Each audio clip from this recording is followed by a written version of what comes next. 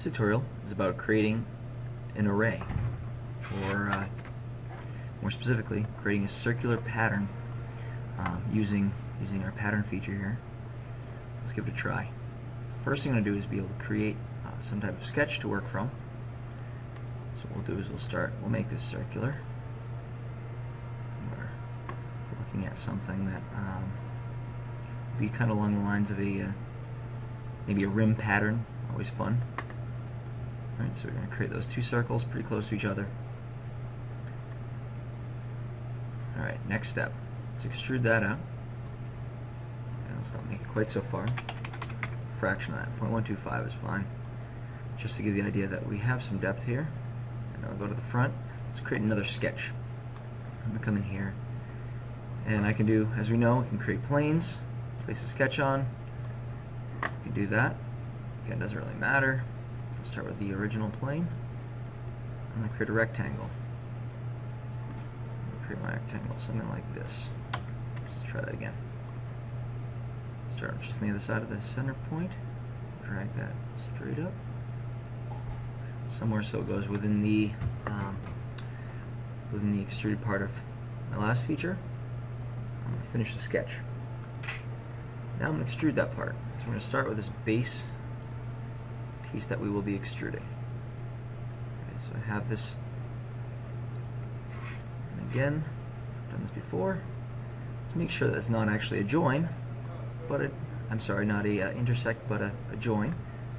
And so once we have that part, now we've got this part, we can create a circular pattern based on this. And as we know with revolve, we need some type of axis point if we're going to be going in a circle. Okay. So when we click on circular pattern, you're given this dialog box. So we want to pattern individual features in this case instead of patterning a solid. So if we want to pattern the solid, we could in a certain projected direction if we had it in axis we were working around, which is also a great feature. But for now, let's just use this feature. Now we have two different ways of identifying the feature. Either come here, click on it, or you can click on the actual part that's there. So let's click on the feature over here. Extrusion 2 is what we want to pattern. And then I'm going to pick a rotational axis from which to pattern around. Now in order to do that, I didn't place any lines,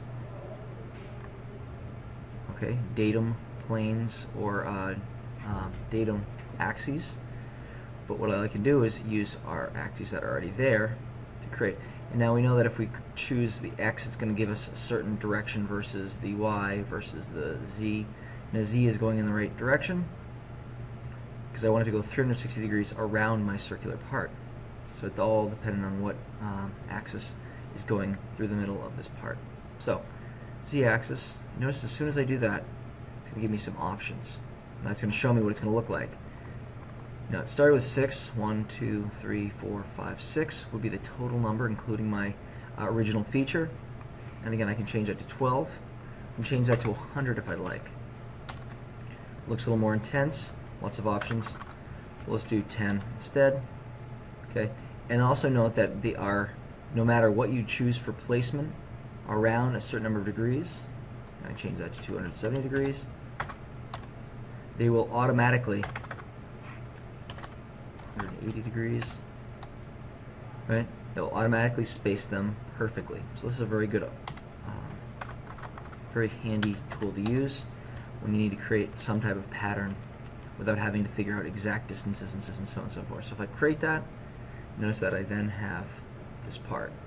Now again, my feature could be different. Instead of just creating a wagon wheel, I could create lots of other things. I could come back in and create a hole here for a hub, so on and so forth. I could plan that in from the beginning. Anyway, give this a try.